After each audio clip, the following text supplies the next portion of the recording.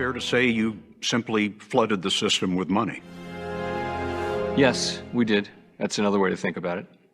We did. Where does it come from? Do you just print it? We print it digitally. So we, as a central bank, we have the ability to create money that actually increases the money supply. We also print actual currency, and we distribute that through the Federal Reserve banks. Right. This is it. It is over. This is what the end looks like. So that I think that the internet is going to be one of the major forces for reducing the role of government. Something called Bitcoin. Brother, can you spare a Bitcoin? Bitcoin. You never heard of them a few weeks ago? Now everybody's talking about them. The one thing that's missing, but that will soon be developed, is a reliable e-cash, a method whereby on the internet you can transfer funds from A to B without A knowing B or B knowing A. Yep, that's it. He described it. You ever heard that before? He described. I've never heard it. Yeah, that's Friedman. He said that Bitcoin was inevitable. One thing, which has not been created yet, but which will soon be developed, is e-cash. So I have a guest today. What a week. Holy crap. What a week. So I have a guest today for whom the suffering in crypto is something new. This is the first experience for this person who I've been on his show. This is quite a character we're about to be introduced to, really. Uncle Odd, Uncle Vigilante, now a truther turned crypto enthusiast, turned crypto investor, and now I don't even know what to call people who had to suffer through this downturn, but here we are. So, hey, this is Uncle Odd, Uncle Vigilante. I think my sound levels are bad. I gotta get my sound up. Uncle Vigilante, what's up, man? How are you doing? Oh man. Hold on, Uncle. Let me get you. Hold on. My sound all got junked out. Okay, go ahead and talk. All right, how do I sound now? Oh my God, my whole sound thing is screwed up. All right, let me turn everything up. So I think it's something to do with Zoom. Okay. Go ahead. How do I sound now, Nathan? Oh no, nobody's gonna hear you. Is how you sound. Nobody's gonna hear you. Yep, I have. Look on my side. I think I'm okay on my side. I know. You probably are, and it's probably something to do with Zoom. It crapped out my sound. Hold on one sec. Let me see what people are saying in the chat. We'll see if we can get this thing working right. I don't know how to. Let me see if I can adjust the settings. And it threw off the sound for my whole computer, basically, somehow. Yeah, I know. It'll probably adjust itself at some point. Let me go to settings and see it. There it came. There's your sound back. Am I back? Yes. Am I back like a good rash? Yes. Here we go.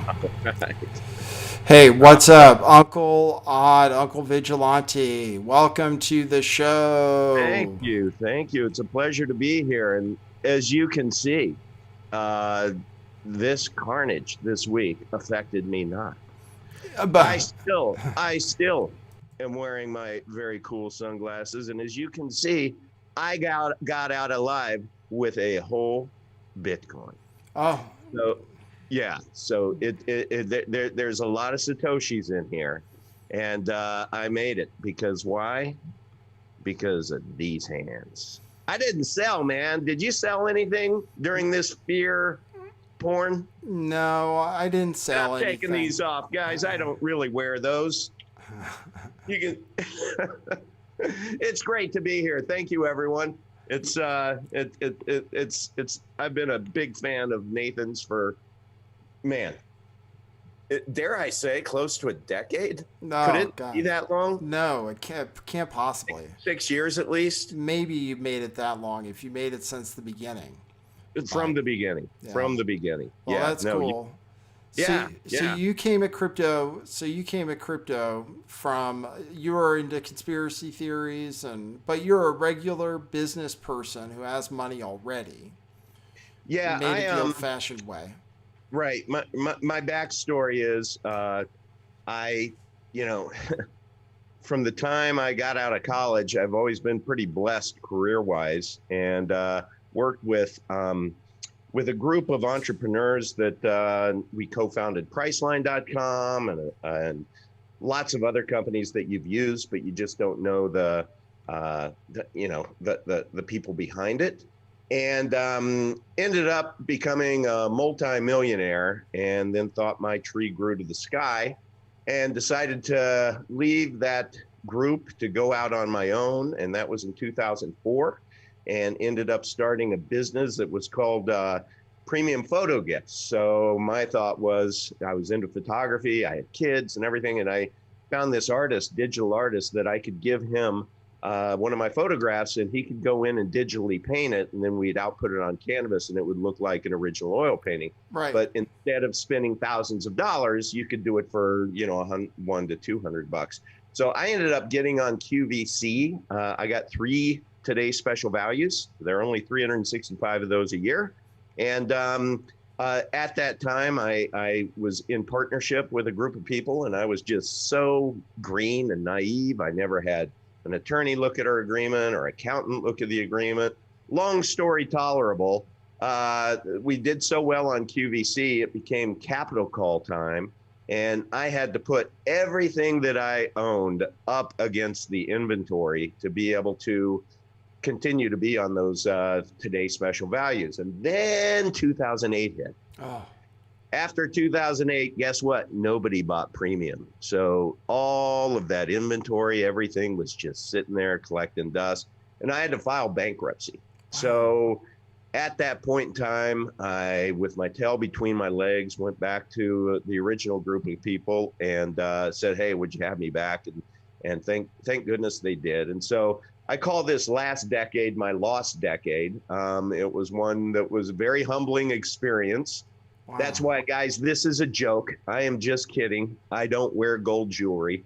But it was a very humbling experience. And at that time, I ended up getting divorced and remarried, and was in Asheville, North Carolina. My kids moved to Tampa. And so I spent a ton of time from Asheville driving down to Tampa. It was 11 hours each way. I'd leave on a Thursday, come back on a Monday. And to get me through those lots of hours, I would listen to podcasts, and I started listening to you. And so, I mean, I literally listened to every single one of your early podcasts. It was my go-to podcast. So you have a special place in my heart, and I'm not even kidding. And I just associate those drives with you and Ab and lots of folks. So that was when I got into, looking at the world through a different lens, and perhaps arriving at the conclusion that it's not what I thought it was. And I started going down all the rabbit holes that we go down, right? And from shootings to 9/11 mm-hmm. to Shape of the Earth to everything. And I, kind of surprised myself that I started to realize, geez, man, I have been programmed, and I need to break this programming.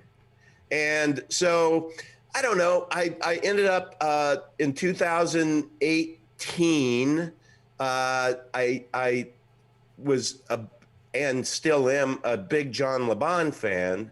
And we ended up having a conversation about history and the history hoax.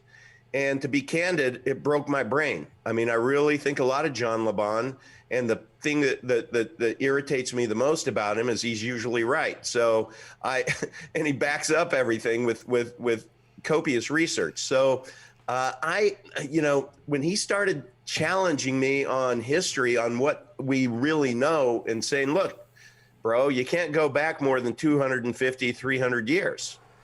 And it just broke my brain. So at that point in time, Mud flood. Mud flood. Are you talking about mud flood? Is that what you're talking about? I don't know. Right, I don't know. Like Tartaria or stuff like that? No, he was so part of my lost decade was, there was a point in time to where I after the bankruptcy, where I really thought I knew I was worth all my insurance, that I was worth more dead than alive. And so I decided to do the unthinkable, and I just didn't do it, but I came really close. And so at that point in time, for whatever reason, I started getting interested in, theology.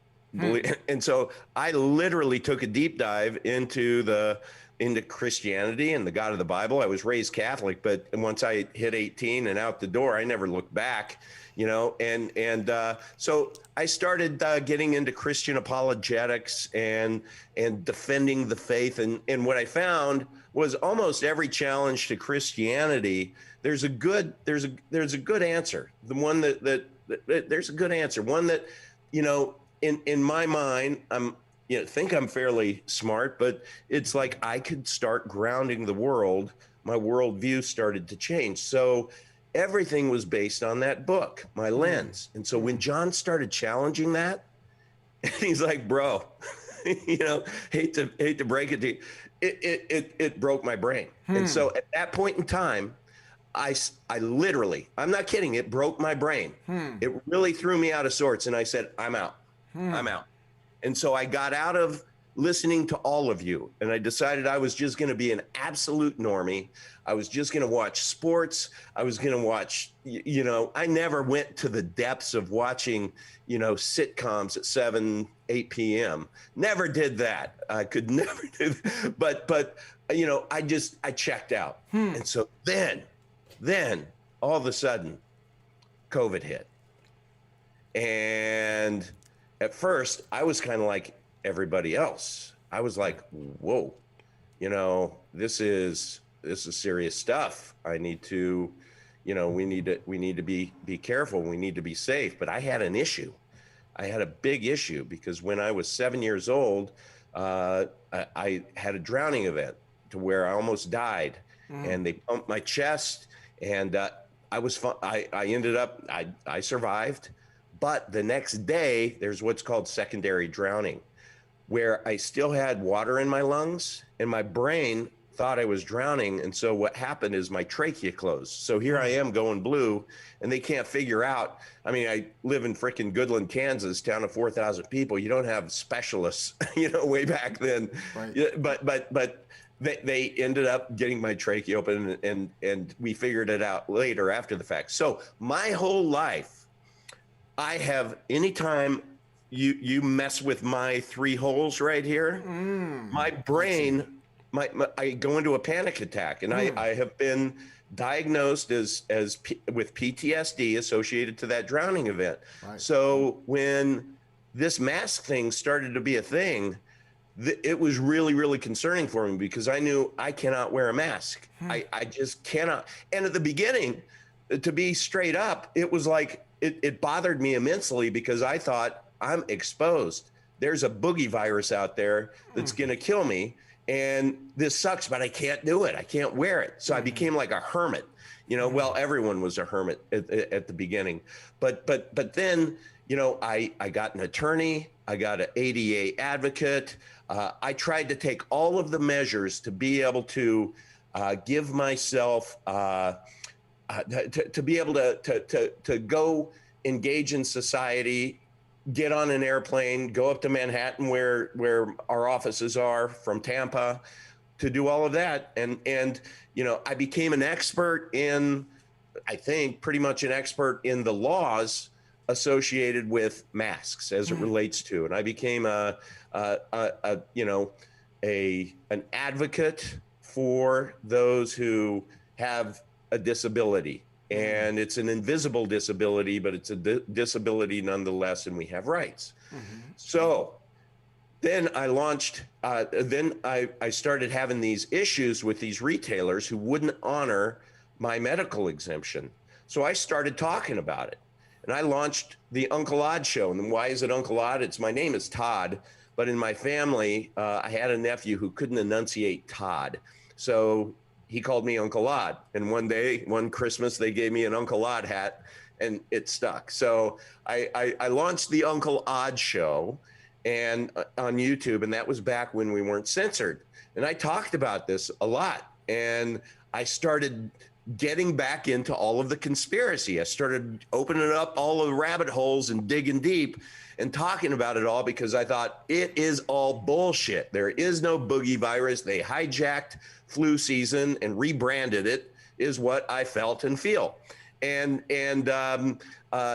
as you know so well, you have to be real careful with YouTube. Yep. And so I ended up, I had a channel, I mean, from a standing start, I think the first channel got to like almost 10K subs, and then I got banned. Right. Just totally, strike one, strike two, strike three. Mm-hmm. And so I started over.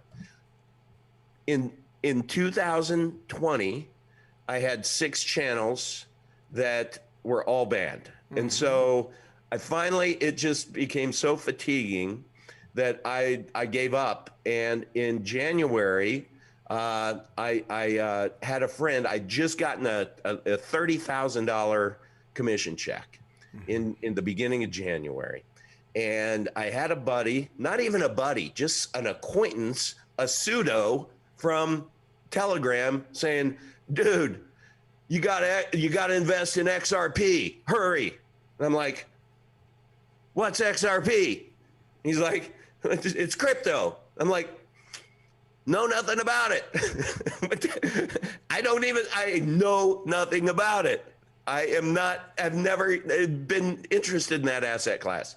And he said, well, let me help you. And then and thus began my journey into crypto.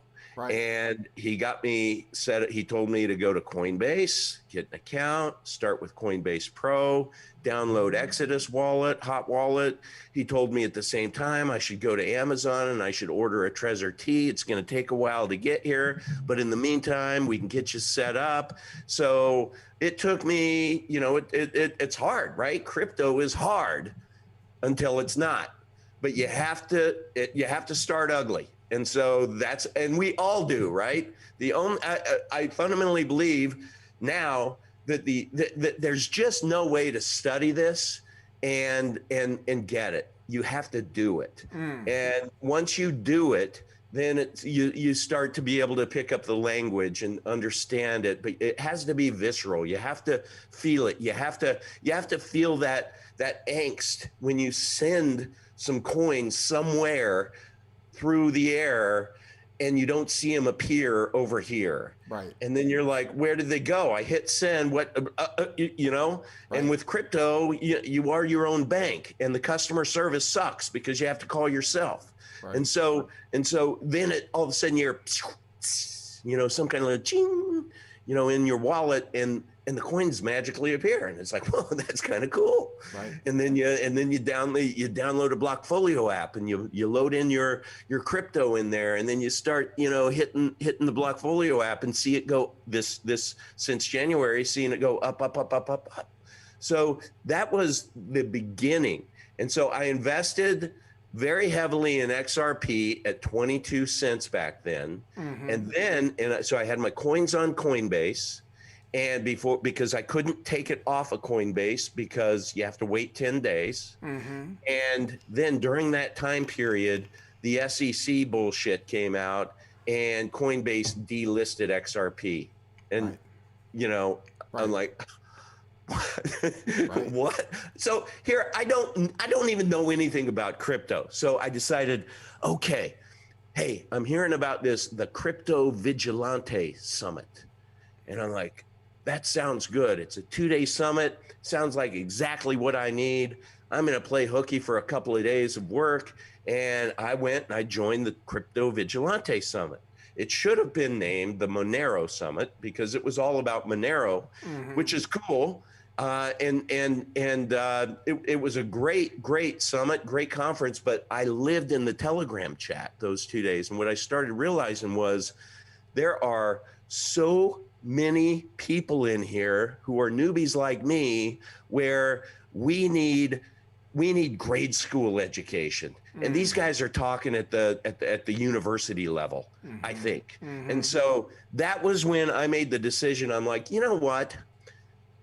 I know how to do this YouTube thing. I like doing it. I like talking. I like having guests. I'm like, why not just start a channel and basically it be tracking my experience as a newbie to where we can all learn together, to where I'll share what I'm doing, how I did it, where I stumbled, what are some things that seem to be working. I joined a bunch of services so I can kind of speak to what I'm learning there. And so I thought that might be attractive to other newbies because we're kind of all newbies in this space. And you know what you quickly realize is you kind of catch on, but then somebody throws something at you that you have never heard before, like staking. Mm-hmm. You mean I can get interest on what? How do you do staking? Mm-hmm. I don't know. And then somebody says, "Man, you are missing out if you're not engaged with NFTs." Mm-hmm. And you're like, "What's an NFT?"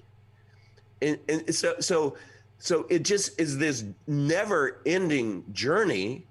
And then you start listening to where I listened to you for all those years as my go-to conspiracy guy, if you will, or not. I'm not going to call you a conspiracy guy. I always loved how you covered the news through your lens. You have a very, very particular lens, which is awesome. You know, you are extremely fair and balanced, I think, and not just borrowing that from frickin' mainstream news, but I believe you are, and you always just, you have the lens that I appreciated, which was a skeptical lens, but you presented it in a way to where you left the door open a little bit for those. You didn't offend anyone, so you didn't just come out and say, if you believe that we went to the moon, you're just a freaking idiot. You know, so anyway, your style, I love your style. So, so that's how the channel started. And I started, I reached out to Jeff Berwick, who is the Dollar Vigilante, who was the host of the he and Raphael were the hosts of the Crypto Vigilante. And he had given me a shout out on one of his shows, on one of his walks. And he's like, yeah, hey, there's this guy down in Florida. He's an older guy. I really like how he kind of breaks things down to a level that newbies understand it. And so he gave me a shout out. And so I reached out to thank him. And I said, hey, man, thank you. I would love to have you on the show. I said, at that time, Nathan, I had like 100 and maybe 2 subscribers. I said, I'm this big, but it'd be kind of cool if you came on the show. And he said, no, man, I don't do interviews, but I'll do one better. Let me connect you with Raphael, who is the Crypto Vigilante. And so he connected me in a Telegram chat. And I asked Raphael, I said, hey, would you come on the show? And here in my mind, I'm thinking, this guy's an extremely busy guy. Maybe sometime over the next month. And he said, yeah, man, how about I'm open in 2 hours. Let's do it in 2 hours. I'm like, okay, cool. So if you go to the Uncle Vigilante channel on YouTube and you look at the very first video, that is the interview with Raphael. And during that video, he rebranded me, not Uncle Odd, but oh, no, man, you're Uncle Vigilante. And that's where Uncle Vigilante, that's where the name stuck. So right. That's the backstory, Nathan. Wow. Long opening. Well, it's good to have you on. You got into XRP. Yeah. And at 22 cents. And then what happened? It went way up. Yeah. So XRP went to 28 cents. And I was like, so super, clever, because I took profits. I took some profits at 28 cents and I invested it into a little bitty bit of Bitcoin. Mm-hmm. And I felt so good. And I heard Jaron saying that, hey, if you own 0.25 Bitcoin, you own more Bitcoin than 99% of the people on the planet. Mm-hmm. So I'm like, that I gotta do that. And then, so, I ended up, it was a crazy fortunate year. And I ended up having an IRA from a long time ago that went bankrupt. And it was $175,000 that was in there, that fund. And I got notice in early 2020 that the management of it that went bankrupt. And so I was like, fuck, and then right about the timing of when I got that first bonus check, I got a notice saying, just kidding. It was only one part of that fund. So there was $110,000 that was still available. And they said, you can make the decision to let it ride. And just like you normally would have, 401k, and you can start taking it out when you're 59 and a half and all of that stuff. Or if you want to withdraw it, you can make that decision. Now, the decision there is you get taxed at your current tax rate and you get a 10% prepayment penalty. Right. Right? Right. But thank you, COVID. There was a one-time 2020 to where you could access a 401k with no tax liability. Oh, because of COVID. So I was able to get that. That then became my dry powder, and again, it was just a fortunate event. I'm by no means, I'm not bragging. I'm just saying that was my circumstance. So right. I ended up deploying that. And then I realized, or I learned, because I had a couple other 401ks that were with, one was with Merrill Lynch, the bigger one. And I heard that you could there was a company out there to where you could liquidate your IRA and roll them into a self-directed IRA LLC. And then you control the checkbook, so you can invest in crypto if you like, and you hold the keys. So instead of you having like an investment manager at Merrill Lynch that is, calling you once a month, telling you how your portfolio is doing as it trades sideways for years, I decided screw that. And so I got all of those funds rolled into a self-directed IRA through perpetual assets. It was a great experience. And so I ended up with a fairly good chunk of capital to be able to invest in. I mean, I'll just give you, you tell me, I know we covered this before, but I'll just give you from a diversification. Oh God, it's ugly. Man, we got crushed this week. Jesus. I hate to even open Blockfolio, but my largest holdings now are Pirate. So, yeah, Really? You really are a pirate. Yeah, ETH, Cardano, XRP, Link, Bitcoin, Aave, Hex. I want to talk to you about Hex. Okay. I have some issues there. Atom, and then there, I have XMR, some Monero, and then there's a bunch of. I have probably another 20 coins. Like when you come out with your suggestions, I'll go get some. Sure. Not a lot. And I want to talk philosophically about buying the dip. Yes. Can we go there real quick? Sure. Well, this is an open type of show where we go all kinds of different places. So, okay. So yes, let's talk about it. So here we are. We've had a shitty week. I've been in crypto longer than you, so I already went through the big, long bear market and didn't sell anything. And so this isn't, I'm never really tempted to sell anything. I do, though, look for opportunities where, maybe I want to trade a little of this for a little of this now, or maybe, and I came around on, sometimes I do have to sell crypto because actually I get paid in crypto. And then I always hold on to it until the last minute. So it didn't, sometimes it doesn't work out.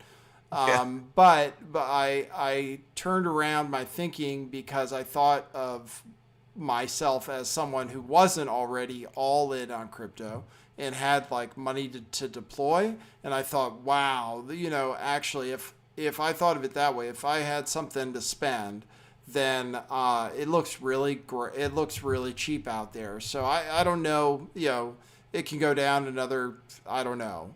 But the prices, when you think about it and you think about what's really changed as far as the narrative goes, I think stuff looks pretty cheap. So I'm thinking about, I'm definitely thinking about selling things to buy more crypto, and I'm thinking of ways that So I selling can, like household items and whatever. I'm thinking you about could, it. through Facebook Marketplace, scrounge up $1,000. Just this is the right time to do it. That's the way I feel. Yeah, I feel like, wow, people who get in now are really have an opportunity to make a lot of money, especially if they get on the right stuff, because everything's way down. It's not just like you could just get on Bitcoin, and Bitcoin should be going back up to all-time highs, so that'll be 100% right there. Yes. Or you can get in on some of these other coins, which are down further and really shouldn't be. I mean, stuff like Aave is under 400, and Polygon, it's been running, but it's still affordable, and I mean, all kinds of stuff. You can get into almost any there are lots of really great, already successful projects that aren't speculative as far as the technology. The technology is already deployed and working. Yeah. So anyway, that's the way I feel about it. Now, I haven't taken any action except just to hold everything, but I'm thinking about, what I would do in this environment, what deals there are out there and stuff. Well, I have, in going through this, I have just, when I got in, it's like the market from January, as you know, has just been like this. And it hasn't even been a real bumpy road. It's just been kind of up. Well, if you've had, as long as you've been diversified, because Bitcoin actually went flat, so people who just had Bitcoin didn't experience the same thing. But if you had Bitcoin and Ethereum, then I mean, for a while, if you had Ethereum and then a number of other altcoins, but then your account. I pretty much had gotten almost out of my Bitcoin to get into alts, just because some of the services that I subscribed to I just decided to take their counsel, and at one point in time, one of the services said, "Look, now's the time to pivot. You can come back later and pick up Bitcoin, but get into these alts because they're going to outperform." And they did. So it was good counsel. Yeah. But so here I wanted to talk about the psychology of buying the dip, because some of the communities that I'm in, people who hodl, and most of us should, by the way, I keep hearing almost a celebratory, "Oh man, this is awesome. Everything's on sale. Buy the dip. Look at this as a gift." And I'm like, buy the dip with what? Right. Right. And so what I am taking out of this, and I learned, and I talked about this, if people want to come, I want to just kind of explain one thing on my channel is, unlike you, I have zero schedule. It's just kind of when I can get somebody to come on and talk. Like last night, we had John J. Singleton, who came on and he dropped a lot of truth on taxes. Anyone who is in crypto needs to go watch that show last night. It might make you feel a little better about your tax liability or lack thereof. And the other thing that I started doing is, this year I started taking my health seriously, and so I started losing weight, and I did that by walking a lot. And then, but I still hold on to my one vice. I like a cigar every day, so I decided I would. I'm like, man, it takes me like an hour and a half to sit down and have a cigar. So I started walking an hour and a half and enjoying my cigar. And then Jeff Berwick, the Dollar Vigilante, inspired me that he has one of these cameras with a gimbal. And I thought, you know what? I'm just going to kind of jot down notes throughout the day or a couple of days. And then when I go on a cigar walk, I'll just fire up that DJ1, whatever it is, and have a chat. Like I'm sitting in the room with you and we're just, talking.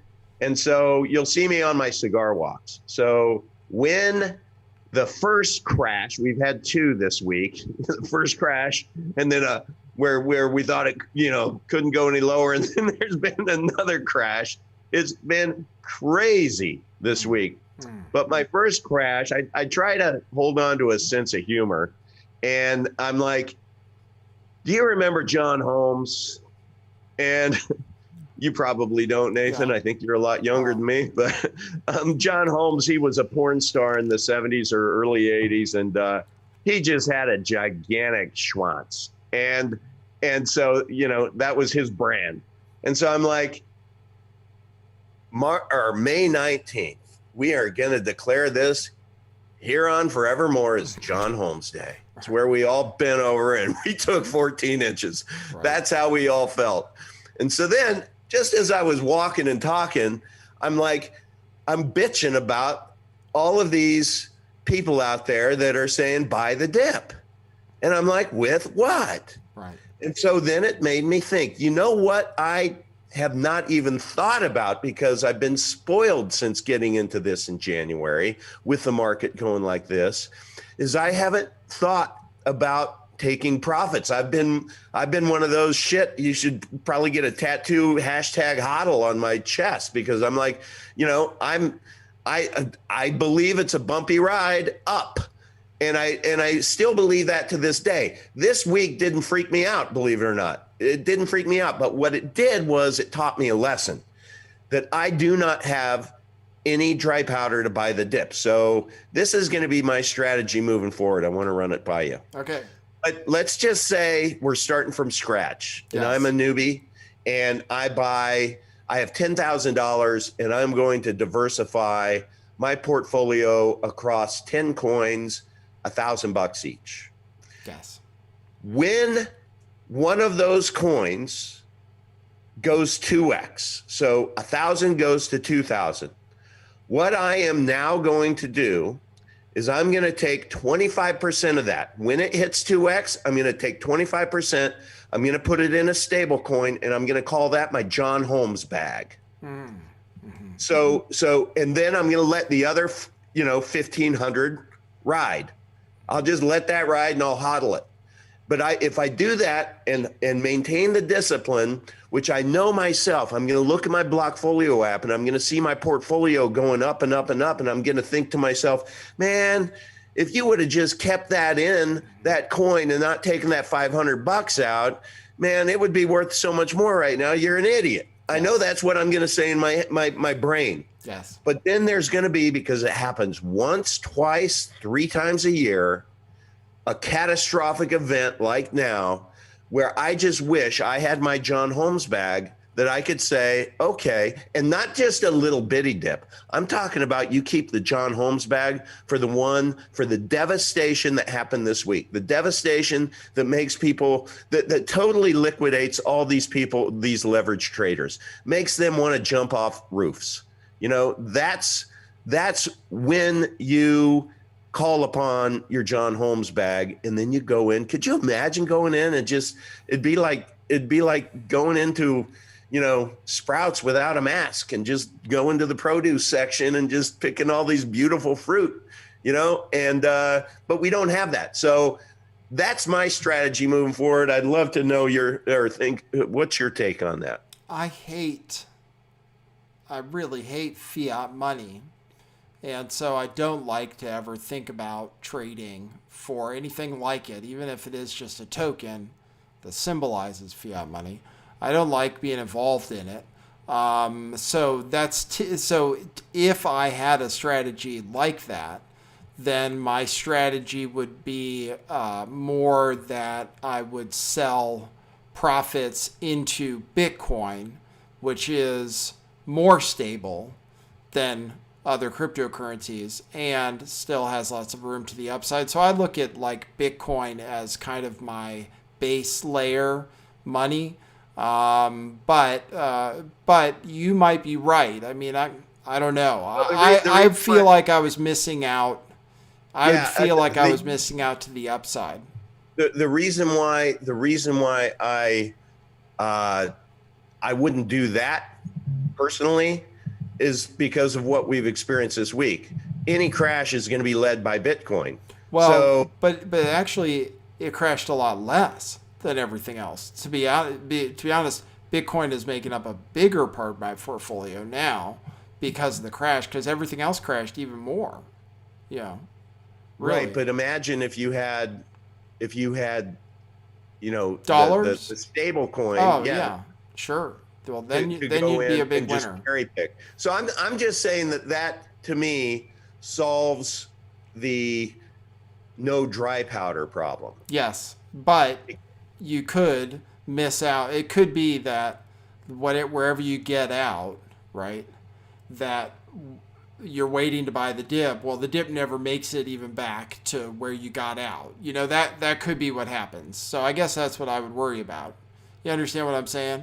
So you make your profit, you sell, you wait for a dip, but the dip comes like way out here, and then when it finally dips, it never makes it to where you sold it for in the first place. So that's where you just miss out on some upside. So, I'm always optimistic, though. I always think the price is going up. So, not on everything, and certain things more than other things for sure. But it's not crazy. Like, oh, I lost you. Well, I am going to talk about something tomorrow. You can sign up for this thing I have for tomorrow. We'll wait for him to join me. I have somebody signed up already, so it's going to happen for real. It's a chance. I do crypto consulting. Normally, it's like $40 for a half hour, and people sign up because they need help with crypto. This is a class where it's 2 hours. You can ask questions and everything, and it's $25. I thought it was kind of a cool idea. And there is somebody signed up, and it's tomorrow morning at 10 a.m., and you can sign up on my website. It's just something new. So it's a way you can sign, and I'm going to talk about KYC. I'm going to talk about KYC and a little bit of the stuff I really can't talk about on the show because Uncle Vigilante might be comfortable saying that he's not paying taxes, but I'm never going to say that I'm not paying taxes or anything. I can tell you kind of, what you're supposed to do, what the government finds out. But if you're interested in that kind of stuff, it is some of the most interesting things in cryptocurrency. Sign up. I'm going to go ahead and do it, even though I scheduled this thing at the last minute. I didn't even send out a newsletter about it or anything. And there might be like just a handful of people, but it should be a good class. I'll talk about stuff I normally don't talk about. And then we can talk about what kind of portfolio we'd put together too. It actually could be really good if you want to make it 10 a.m. tomorrow. It'll be just a totally private session. Me and maybe a few people will show up. Go to bitcoinmissionary.com. bitcoinmissionary.com. And you can sign up. It's called Crypto Revival. Crypto Revival. It's like a class, except it's also worship of Bitcoin. But no, we'll talk about stuff. We'll talk about KYC. I'll go ahead and do it. I was gonna say not to do it, but it'll be totally worth it. Believe me. And it's a way to support the show. You can do it all through my calendar website, bitcoinmissionary.com. I dare you.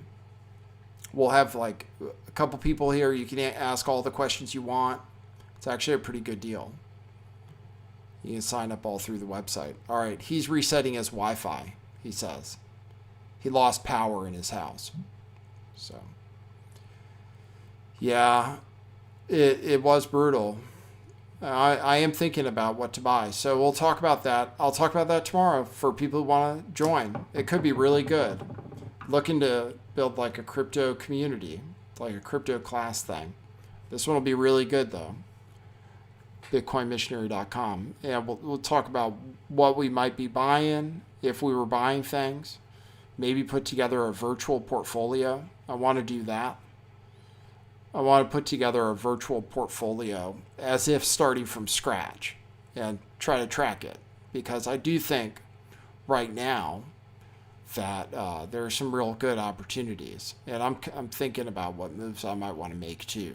So I'll talk about that tomorrow too. So hopefully a few people will sign up. Should be really cool. I like, what do I have? He has a lot of stuff that's pretty good. I think XRP is an alternative to Bitcoin. It's lower power usage, apparently. I'm not a big fan of XRP because Ripple owns half the coins or something, but I still haven't bought any. Somebody paid me an XRP the other day, so I have some, and I'm holding. And I would have some. I would be a fan. If I ran a hedge fund or something, I would have an alternative currency basket of all of the different things that are better than Bitcoin that could become money, like XRP, Litecoin, Dogecoin, Monero, Pirate Chain, Dash, whatever. All those. I don't know if Dash is good enough to be in my basket, but Bitcoin Cash. Something's going to be money other than Bitcoin. And XRP apparently has pretty low power usage. I guess they don't use mining. So, yeah, we'll talk about that. Teddy Bear says, are you having doubts about recommending any crypto? That's an excellent question. That's why I do the recommending stuff in private for people who kind of like are asking for it rather than going out there pushing stuff.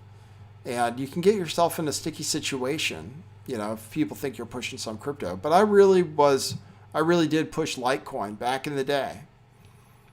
And I have the experience. I really was excited about Litecoin. It went from $45 or something when I first got it up to $200 and then $370. I think it made it at its high. And then I was still saying to buy Litecoin while it was going down. Somebody's calling me on my phone. I think it's Todd. Hey, what's up? Hey, I'm sorry. Our power went out and Yep. everything had to reboot. So That's cool. I'm back. Okay, cool. You gonna join the Zoom? We were just talking without you. Yeah. I'm here. It says just waiting for the host to let you in. Oh, okay. Gotcha. Okay. All right. All right, man. Cool. See ya. See you. All right. Sorry about that. No, that's cool. We were just talking. I was talking about this thing. So I'm going to do this first class of mine tomorrow. Awesome. And we'll see. So far, I think we have at least one person signed up for it. But I'm going to talk about it's going to be cool. We're going to try to get people together. Actually, it'd be cool if we could talk about some of this stuff, especially regarding the taxes and stuff. Yeah. That's stuff that I don't feel that comfortable telling people in public, because I feel like it's a good way to really get the authorities, looking at you sideways. Don't you worry about that a little bit, like telling people not to pay taxes and stuff? Well, I'm not telling people to pay taxes. I'm telling people to go to aceofcoins.com and review for themselves. Yeah. John, one thing that I didn't share is that I had an issue this last year with Costco in a major way. They canceled my membership. They totally violated my rights as a disabled person, Right. and canceled my membership. I had 682, Costco bucks or whatever, and because they canceled my membership, apparently that meant that I automatically gave those up. Anyway, I have a 3-count lawsuit filed against Costco, and I think I'm probably going to win. And I have lots of really smart people, behind me, and this is one of those things. I'm just trying not to talk about it much, but I will just tell you, John Jay knows his shit, you know? So when he talks about how the fact that if you look at what the IRS, you know, what, if you go to their website and you take a look at it, my position is always, it's like, look, all I'm doing is documenting my journey, and I'm sharing with you the discussions I'm having. I'm going to make my own decisions and you make your own decisions. But I'm at least going to throw out the breadcrumbs that I'm following.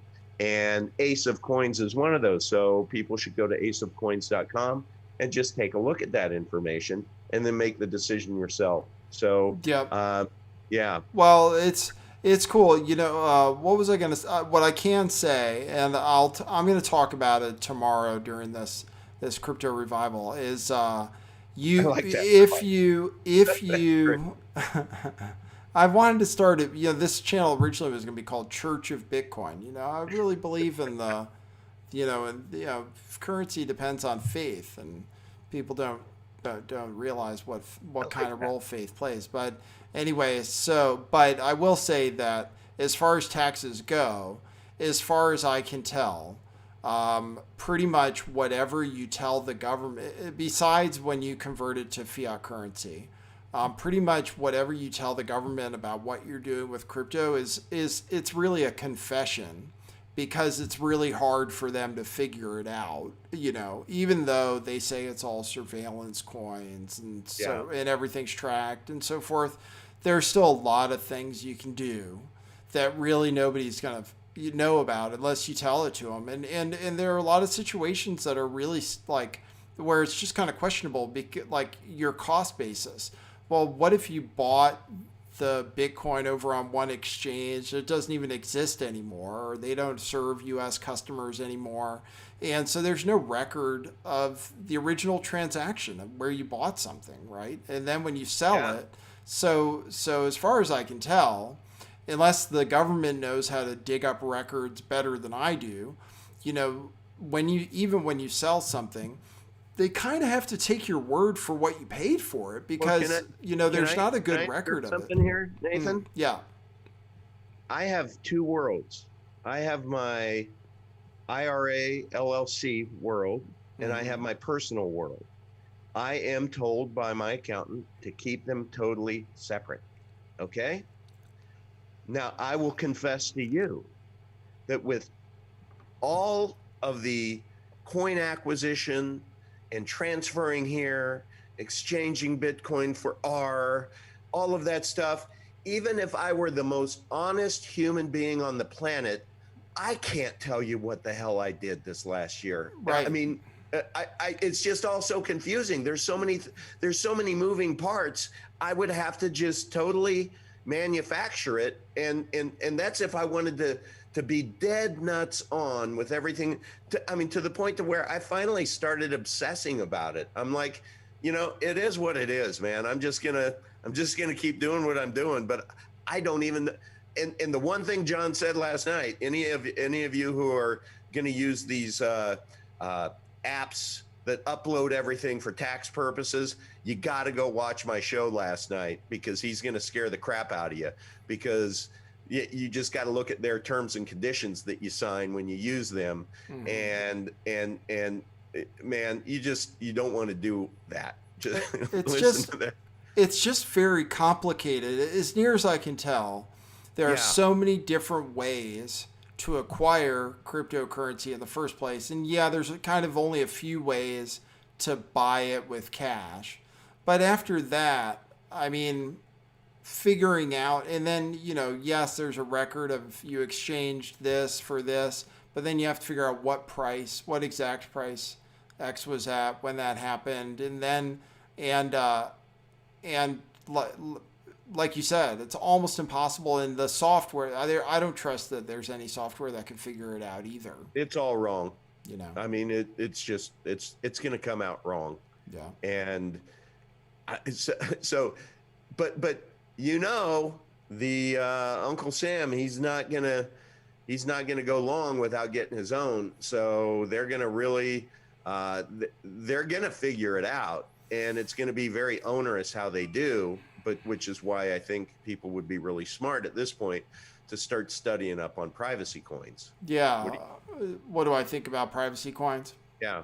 I think that they're, I see the value, and I have some. You know, it's like a top 5 holding. I have Pirate Chain, and I'm hoping that it'll do. I see the value, you know, in the privacy aspect, but I just don't know how mainstream it's going to go. You know, I'm encouraged. I'm just hoping. My thoughts with Pirate Chain are that it can get at least as big as Monero, since it's supposedly better than Monero. Then you know it'll eventually get added to some of these. Same with Zcash, better than Zcash. So if that's the case, then you know there's still pretty good upside. But I don't know as far as universal type of adoption, and I don't know in terms of them taking it as money different places, because ultimately I think that's going to add value to whatever currency comes down that people end up using, is that places accept it as payment. And I don't know if regular places, mainstream places, are going to take privacy coins, or if exchanges will ever deal in privacy coins. And I'm kind of a little worried, like, what happens if Trade Ogre gets shut down? Where do you buy R after that? I mean, is there anywhere else? Man, that's a great question. That's a great question. I'm sure there are, but that's definitely a pain point. Yeah. So that's where I'm at. I mean, I've told people if they want to get involved in privacy coins, that's fine, but it's definitely at your own risk. I mean, Monero less so. Monero, at least you can store it on your Ledger or your Trezor or your Exodus wallet, which is nice.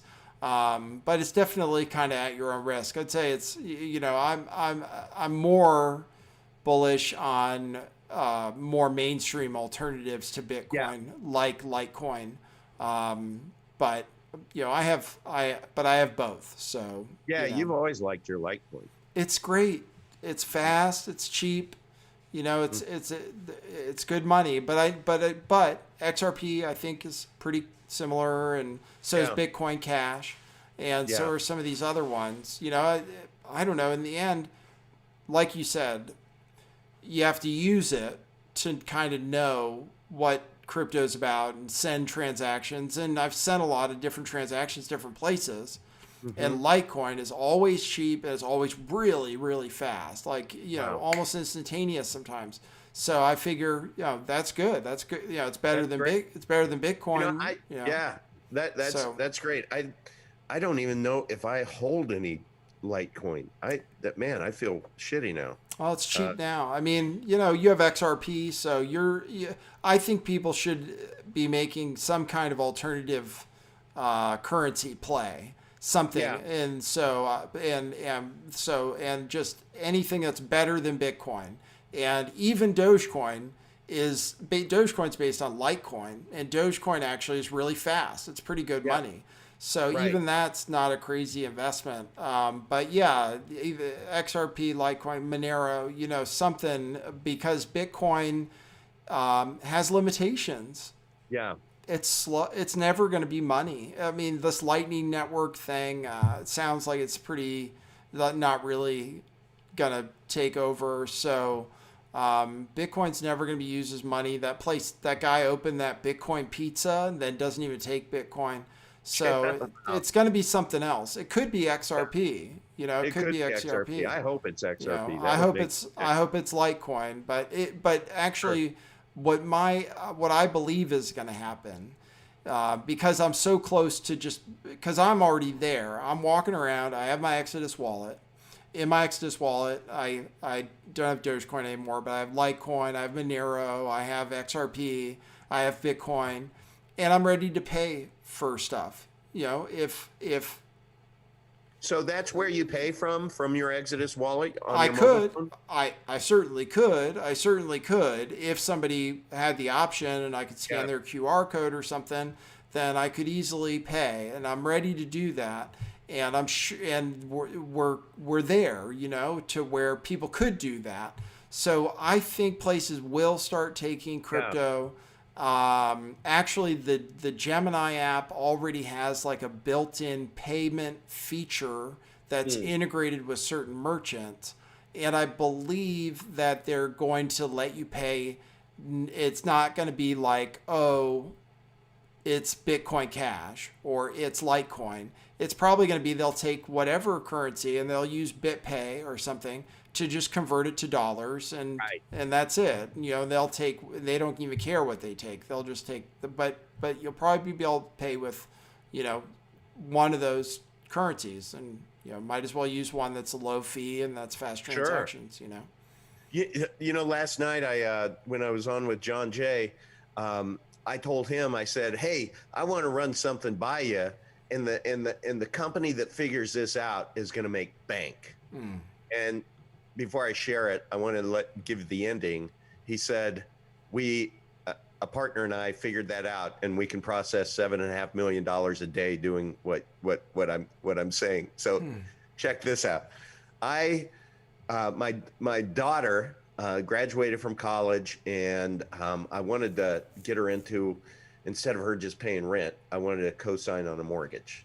And so I've been going through the process here in Florida. We've been putting offers on homes, and because everybody on the planet wants to move to Florida, you put an offer on a home, and you're fourth in line from the second one. I mean, it's just been nuts. So finally, you know, we found a home, and we ended up getting it. And I'm sitting here, and this is when my crypto was kicking ass. You know, this was before this week of carnage. And I'm like, man, it would just be so great to be able to just send over my down payment, you know, on that. And I mean, I'm so up. Right. It's like I wouldn't even miss it. You know what I mean? Right. But you can't do that. You know, when you go to get a loan, you can't do it. Well, I told John, I said, the realtor or the lenders that figure that out are going to make bank, because if they get socialized within the crypto community as that go-to source that can just make it that easy, you know, go ahead, put an offer on a house. And he said, Todd, I can do that. Whenever you want to, I can do that. And what he's doing is basically you can take your crypto, put it into escrow. So let's say that you have to make the math easy, you want to buy a house for $100,000. And you don't want to pay private mortgage insurance, so you need 20%. So you're going to put $20,000 on that house. Well, instead of having the fiat, you could use John's service to where you put it in escrow. Now, there's a premium that he charges on that. So I think he said it's like 15% that is their fee to orchestrate all this. But he says it literally is easy as you sending any crypto that you want to into escrow, and we will do everything behind doors to convert that into cash and have that be forward facing to the bank as your down payment in escrow in fiat, which I think is pretty freaking cool. So I'm having him on the show next Friday night to talk about this at length. And I have a guy who's a major investor in real estate in the Carolinas who's going to join us as well, who I know personally is interested in a model like this. So I think that's going to be an interesting show. And I think a lot of people watching right now are in the same boat that, hey, we'd like to be able to get into a home or perhaps diversify and invest in some real estate, but you know, you don't want to liquidate your crypto into cash and pay that, you know, pay the taxes on that, because that's the other thing he said, the 15% fee, keep in mind, you're not paying the 30%, you know, to the government through this transaction. So I think it's pretty exciting. Well, so that's where crypto gets exciting. That's where the government really is going to have trouble, because, you know, once my crypto assets are on my wallet there, whatever it is, so it's in my Exodus wallet. Yeah. Then while there is a record of every transaction, it's not automatically reported to the government, you know. Right. But they say you're supposed to. You know, they do say you're supposed to. It's just that the government knows this now. They're not going to be able to, and it's going to, and that's where people are going to realize the power of crypto too. Is, you know, it's totally outside of the system. You know, there is a trace of it. There is a record of it. But thinking that every single transaction is going to be monitored and traced back to you, and then you're going to be taxed for it, I don't know. And let's get serious here. You know, I'm coming from a business perspective. Mm-hmm. Do you know how hard it's going to be for them to integrate or to be able to do that with efficacy? To be able to, they're so far behind as is. They wrote, yeah. In fact, I read this. So they announced this so-called crypto crackdown, right? Where they're going to start tracking $10,000 transactions, which, as far as I know, those would already have to be reported. But they said in this report, they're talking about upgrading that the IRS hasn't been getting that much funding. You know, they're not auditing people as much anymore. They're working on software that was written in 1962. It says that in this report. Wow. It says, well, we might need to upgrade our software. We've been working on the same software since 1962, and it's kind of, you know, problematic. So that's what the IRS, you know. Yeah. So so I guess that's the other thing about privacy coins, is that it's kind of private enough. Even though it is traceable, the whole surveillance coin narrative might be a little overblown in terms of people thinking about the kind of power the government really has, I guess. Right. Well, and from a privacy coin standpoint, pirate is invisible. Right. I mean, it's entirely invisible. So that's why it is such an awesome asset. And, you know, it's one of those that I think if any of us are going to look back and be histrionic and say, damn, if I only would have taken that person's advice, you would take a look at, you know, Jeff Berwick, the dollar vigilante, and Raphael, the crypto vigilante. They've kind of nailed it, you know? So the fact that they are so behind Pirate and Monero, mm-hmm. you know, I pay attention to that. It's just one of those that it's like, I think that is sound investment. Mm. Well, you know, I like anything that I can understand, and right. you know, and I can understand that basically Bitcoin has three problems. It's expensive as far as transactions go, right? And it's not that expensive. It's only a couple dollars to send a whole Bitcoin, but it's enough that it's not great so it's slow, and it's not private. And so I'm interested in anything that is better than Bitcoin in right. those ways. And Pirate Chain actually is better all three ways. It's very, very inexpensive. And I've used it, you know, so I know. Yeah. You know, and before I used it, I didn't know, and I wasn't as sure about it. But now that I've used it, it says very, very low fees. It's pretty fast. Not as fast as some other stuff, though, but it's pretty fast. Faster than Bitcoin. Yeah. I think the price is a penny, right? It's 0.001 when you send it from the wallet. When you send it from the exchange, from Trade Ogre, they charge 0.01 Pirate Chain. So it's like 5 cents now. But actually, when you send it from the wallet, it's actually 0.001. So wow. it's just fractions of it's just cent. Nothing. Yeah, it costs almost nothing to transfer. It's free. And then it's also totally invisible. So actually, there's definitely, you could just make the argument that it is the very best form of money, if it really is as private as they say. You know, yeah, and I don't. There's no reason for me to. I can't assess the crypto vigilante and his team and judge or negatively. I mean, they're so smart, way smarter than me. Yeah. You know. So. but I do have to say, and I'm going to be very careful on this, but I do want to put it out into the universe. So last week, and this is one, I'm going to go ahead and say this, and it's probably going to piss a lot of people off. And I don't intend to, but again, I'm just documenting my journey, and I'm sharing with you what I'm uncovering, and I may be wrong, okay? I may be wrong. But, you know, I didn't know anything about hex. Yes.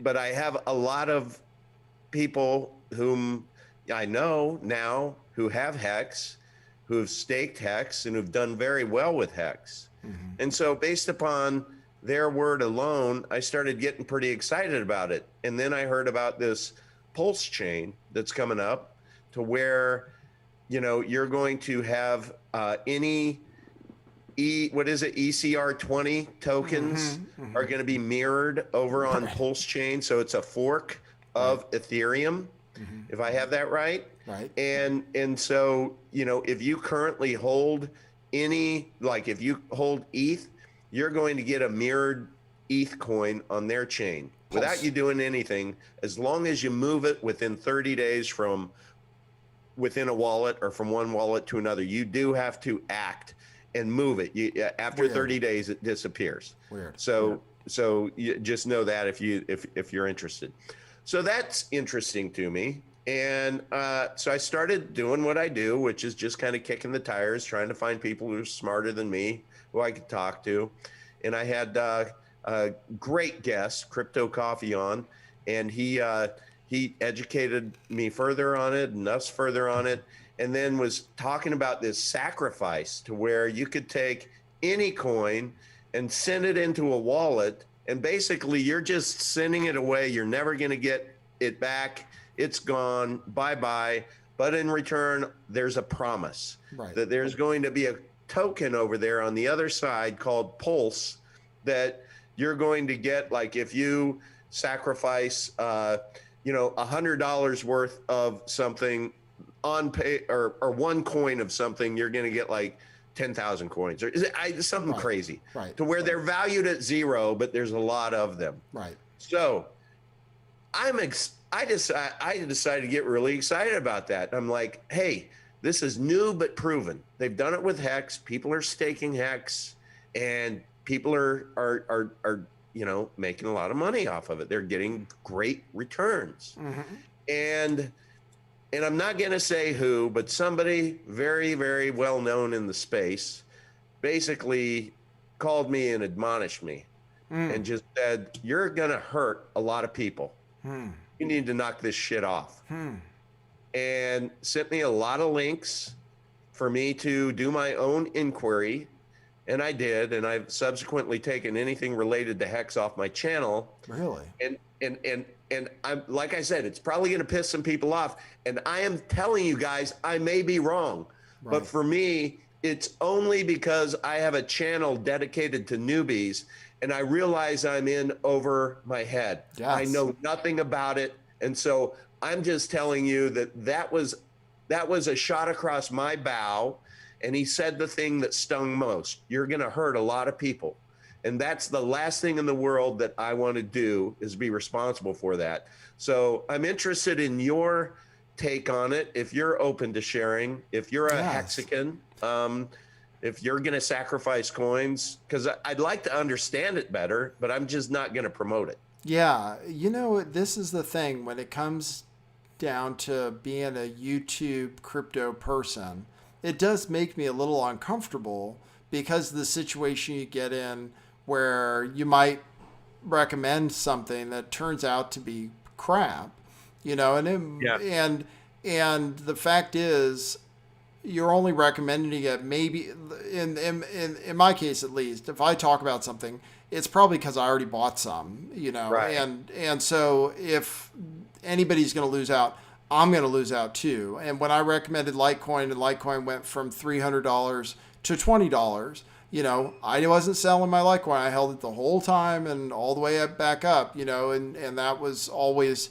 what I intended. So I didn't, feel that I scammed anybody. And I still love I still love Litecoin, so I'll talk about whatever, Yeah. But it gets weird when you get into stuff that's a little different. And I don't know. I was invested in like something that was like Hex called Axion. Axion, right. And so I got that token on some random exchange where I had to go to get it. And then that token actually got hacked and it went to zero. So I had like $500 worth and it just went to zero, which whatever. And then I guess it rebooted and then Axiom went way up. So I wouldn't have been wrong about my investment, but I did get, scammed out of that money, however. And but it's a weird proposition. It sounds too good to be true, right? Which I even watched the guy on your show who was talking about it, who goes, just got to realize some things sound too good to be true, but sometimes things that sound too good to be true are really true. And that's what Hex is. And I thought, I don't know. What we know basically, I don't think it's a secret that David Weiss is staked in Hex, and he's basically already made his money back, right? Basically, his whole investment or something. His his initial investment, he'll get out with his first stake. Mm-hmm. You stake over 15 years. Jeez. But here's what I was informed was you just have to take a look at the model. The only way the model is supported on a long-term basis is with new money. So it is very, on paper, if you dissect it, it's very Ponzi. Right. Right. And so when the new money stops, what happens? And there was a recent, I don't know, I read it yesterday, I believe, but somebody came out and said it was promoting some coin, and it was a total scam from the beginning. And once they scammed everybody, they came out with an announcement that said, "We scammed your ass, and you didn't, and you had no idea. We got you. You're dumbasses." I'll have to find that. I got that in. There's this one Telegram chat that I'm in to where it's this. Anyway, it was there, and it was credible people, and it was I wish I would have screenshot it. Mm-hmm. I'll go back and try to find it. But the person who admonished me said, "Look, it is only going to get worse. The scammers are going to come out, and they're going to start getting very, very sophisticated." And so what made me stop to think about this sacrifice was, man, you're sending it all away on the promise of something that could be very lucrative long term. It could be. But then again, wouldn't it be something if all of a sudden that whole thing became a, "Hey, we got you. Thank you. We're out of here. We're in Tahiti," Yeah. Sounds scary to me. I don't like the saying sacrifice is really a weird way to market it, for one thing. And I guess it's really you're just exchanging one coin for another coin, and it's just a promise. But yeah, as far as that goes, and as far as other coins, like you were talking about a pre-sale of a coin called Moonchain or something? Yeah, Moonchain, right. Yeah, I'm just staying away from stuff like that and staying a little bit more, because the truth is there's a lot of money to be made in stuff that's like kind of mainstream, and even just Ethereum. This is what's crazy is you spend all this time talking about picking all these different cryptos and everything, and we own, both of us own over 20 cryptos, I'm sure, and but if all you did was buy Ethereum, you'd be fucking golden. You don't even need anything else. So it like at a certain point, it's like, well, why even bother with all this other stuff? It's exciting, but yeah, I'm kind of more into as far as what I'm invested in and what I'm trying to take shots at and stuff is I'm not going after the Safe Moon, the Moon Chain. I did get in a little dog coin, but I actually made a little money on that. But Dogecoin is okay. It's real crypto. But the other things, I mean, I think they're, you know what? Some of it's not crazy to put down like $100 or something. Right. Sure. Sure. Some of it's really not crazy to put down $100. Like people who got into Shiba. That stuff's fun. Look, and it's going to Vegas in your own home, you know, but I will tell you, like with the Moon Chain, and there was one other one recently that I got involved with. What I am realizing is the happiest I've been this year has been about a month ago when my portfolio was set and I just was like going about my life and it was going like this. And I was just enjoying myself. I'm like, I'm fully deployed. And then people started talking to me about these moon coins like Moon Chain or whatever and so I went into a Telegram chat. I got a presentation, and then all of a sudden, this emotional. Just because I'm a flawed human being, that emotionally I get to like I'm missing out on something. I deserve something more instead of my portfolio that's just kind of nicely going like this, and I'm not having to worry about a damn thing, and I can go live my life. You know, I need to jump through 3 different hoops to be able to acquire this coin that's going to be billions of coins, by the way. Right. You know, I'm billions of coin, which is alluring. So just imagine if it just goes to 1 penny, right?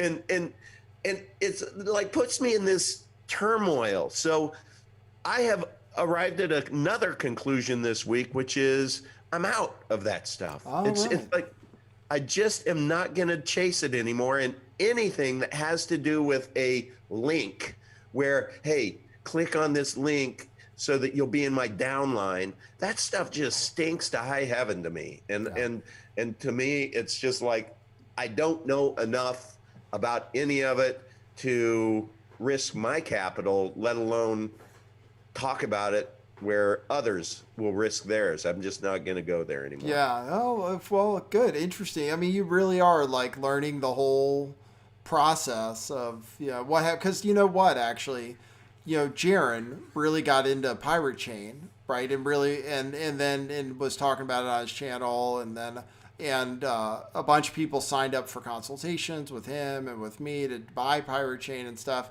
And now he's saying people are giving him a hard time, and Pirate Chain is probably a great investment. People I know now, I've already talked to several people, more than one person who's lost all their Pirate Chain because they did something wrong. But otherwise, it's not a bad long-term investment. And I just feel like, God, that sucks. That here you are, and this is the truth of it. Is that for me is that I just look and say, well, I've been in crypto and I've done really well, and actually I've been telling people to get in on crypto, and if they just listened to me, they would have gotten in on Chainlink when it was really cheap, and they would have gotten in on Bitcoin last year and whatever. So I'm just looking to say, hey, generally, if I'm talking about something, first of all, like I said, I own it. And I'm just saying, I think it's a good idea. But if it turns out being a bad idea, it's tough. That's why I am starting to think about like separating those things and just have it where I have the newsletter, which I've been doing, where I'll put out stuff, recommendations. Yeah, I like your newsletter, by the way. Cool. Thanks. Okay, cool. And then I'm gonna do this crypto revival. We'll see how that goes and how it works out. Where maybe we talk more about that stuff. But then on YouTube, crypto is such a. You never know. Also, you never know when the government might declare it was a scam of some sort, or somebody says, oh, this was a scam, and Uncle Vigilante was involved in promoting some kind of a scam, and Right. So you don't want to get in that kind of situation either. I mean, you just never know. Yeah, it could be. I think another important thing to just in case there are any other newbies coming by that are just kind of interested in this conversation, one thing that you just have to resist with all your might, no matter how many YouTube influencers are getting their faces really close up and making these funny faces and talking about their latest leverage trade, stay away from leverage. Don't get sucked into that. You're just not that smart. Even the smartest of smart people this last week, when $400 billion was liquidated in a week, think about that. These are greedy people who decided that they were smarter than everyone else, that put in all of these leverage positions because just buying a coin and holding it bumpy ride up isn't good enough. And so they leverage it and they lose their ass. Everybody loses their ass. And those who are out there still promoting it like they're the winners, they're liars, I think. And they don't tell you about their losing trades. Yeah. But that's just a PSA. Just don't leverage trade. Yeah, I'm with you. I don't know. I just don't believe. I believe that some people make money trading, but I don't think it's very many. I think most people probably. I think, and I don't know what the numbers are, but I think probably most people who trade lose in the end because it's just too difficult. Well, here's why. Psychologically, is because greed gets the best of us always. And once we think our tree grows to the sky, that's when we get wrecked. Right. Because it only takes like one wrong big move to just crush you. Yeah. It's like the upside is great, sure, but the downside is great and then you're back to zero. And then all of a sudden you have this casino mentality to where you start wanting to dig out of the hole. You can't go back home and tell your wife you lost $1,000. So you're going to borrow, you're going to borrow another 1,000 because you can get it back. Right. And then all of a sudden you're down 2,000. Right. And you're really fucked. Right. And then you're like, this sucks, man. I'm going to just max out my credit card. I'm going to get $3,000 and I'm going to put it all on black and be done with it. Now you're out, right. Guess what? You lost it. Now you're down $5,000 because that greed factor kicked in, that fear of going to zero kicks in. And so if you just stay away from it, it's kind of like, just don't do that first hit of heroin, guys. Right. Yeah. Well, it's as if the funny thing about it is cryptocurrency is already so risky, and already has such a tremendous upside that it's ridiculous that people want more than that. It's not enough that Bitcoin goes up about 200% every year and that it has 50% drawdowns. No, I need something that goes up 1,000% in a day, you know, or they might rug pull it and it'll go to zero. I mean, like I said, I think that actually considering the market and how crazy things are, a little money here and there actually might end up, the upside is really high on some of this crap. But trading, definitely using leverage and stuff. I don't know. I have a Discord and a few people in my Discord are traders. And are they? Yeah. And they're always getting liquidated. I mean, yeah, they'll say, oh, I'm up 200% today, but I know that, down the road, it's going to be, oh, I lost $5,000. I got liquidated or, so I do have to give props. I do have to give credit because I just was so pissed off at them early on in the year. I signed up for a service and it was expensive. It was like, $2,750 for a year for Weiss ratings. And they apparently had just a great track record. Now, mind you, I did this, when I'd gotten that big check, right? In the IRA and stuff. So for me, I was just like, I want to be told what to do.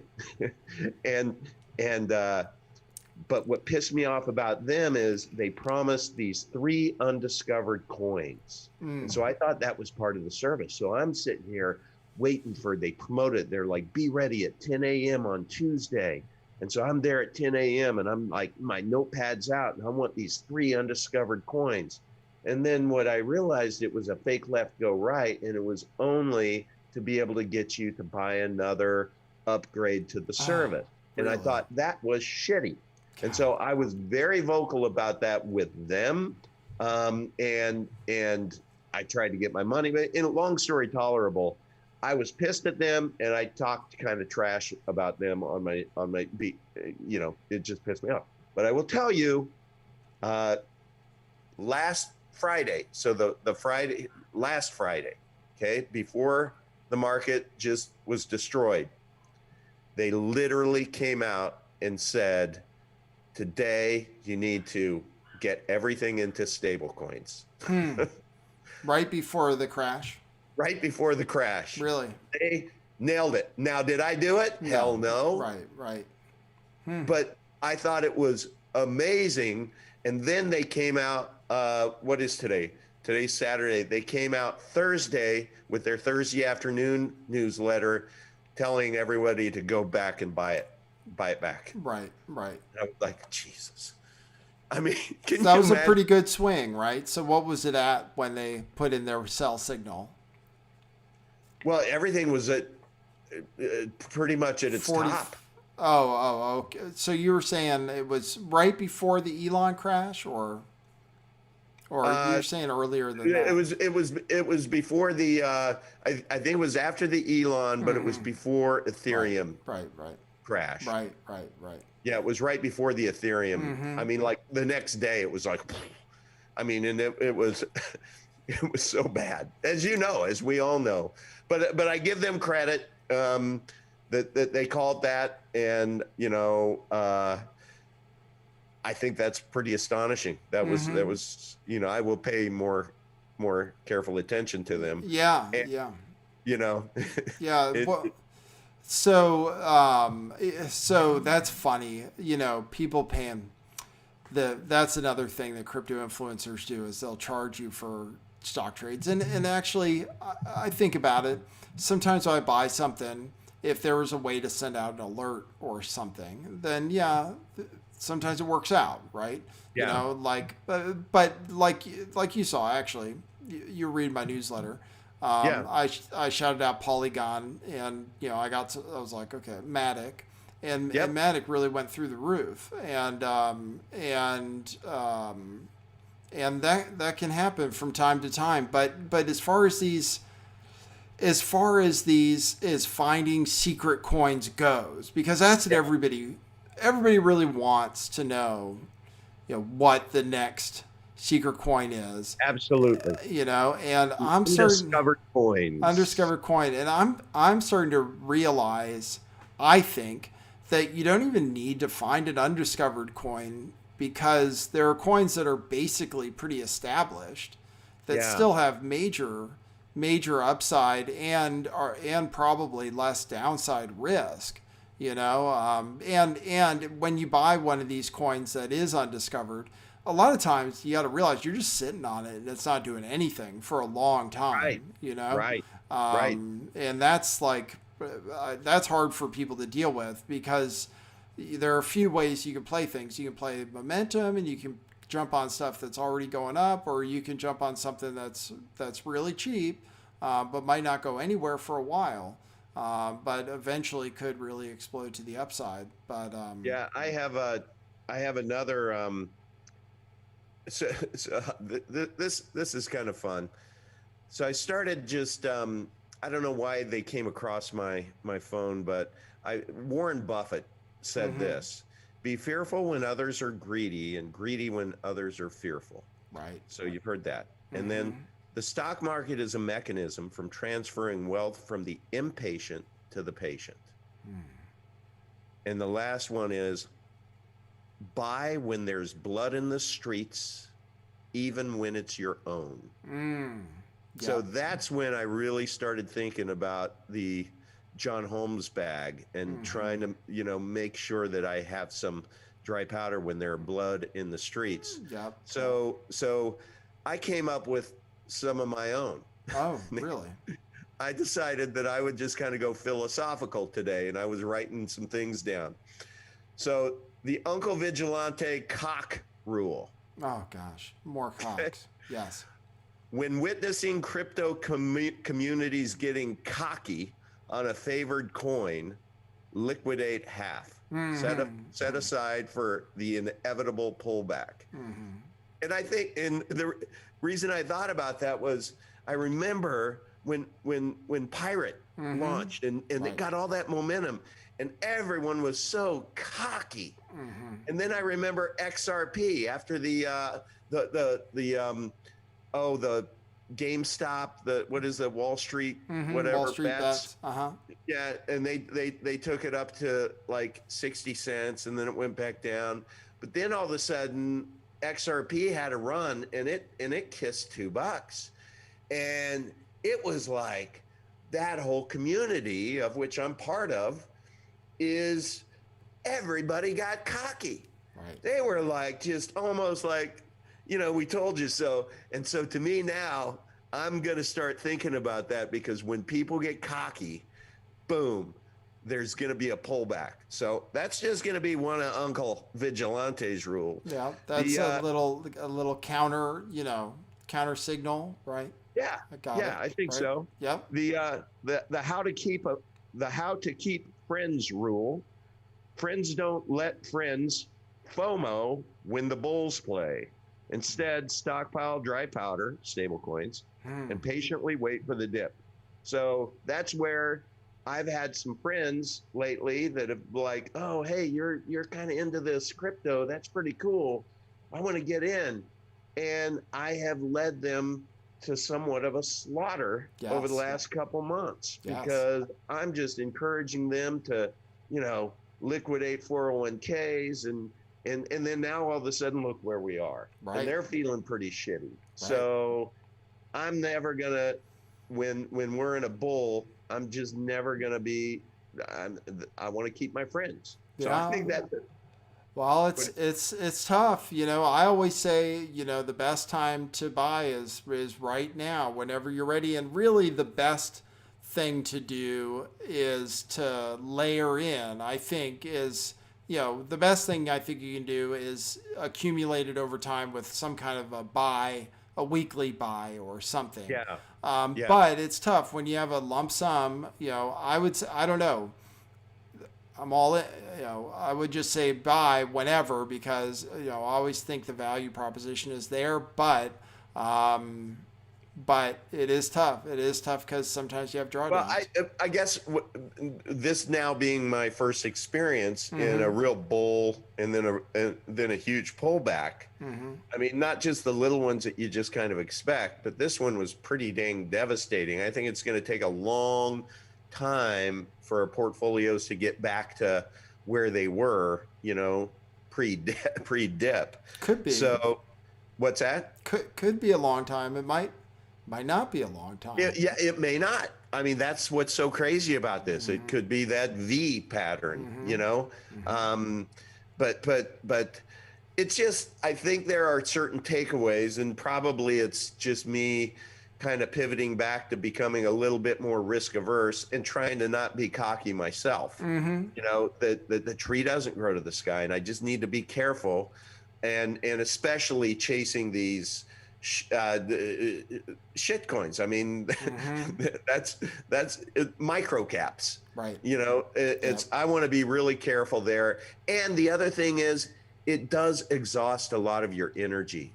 Because you have to jump through lots of hoops, and then how do you track it? I feel out of sorts when I can't just plug something into my app and see the price, but when I have to look 3 different, I hate it. So for me, my quality of life is way better when I can stick to the kind of top, let's just even call it the top 50 coins. In the top 50, you should have plenty to play with. I talked to you about my John Holmes bag strategy, and then the Wolf of Bit Street strategy. Study the sheep, hunt like a wolf. In crypto investing, the herd is rarely profitable. Wolves slaughter lambs.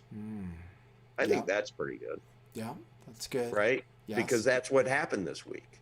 Yes. I think that this has been orchestrated by the wolves, by the sharks, by the whales, you know, in an amazing way.